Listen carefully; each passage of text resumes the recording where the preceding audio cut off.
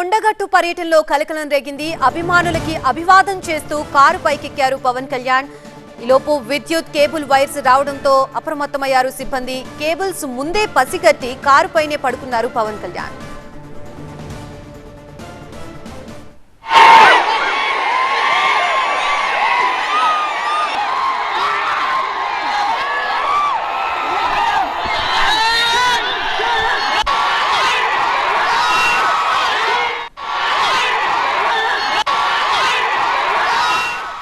పవన్ కొండగట్టు పర్యటనలో కలకలం రేగింది. అభిమానులకి అభివాదం చేస్తూ కారు పైకెక్కారు పవన్ కళ్యాణ్.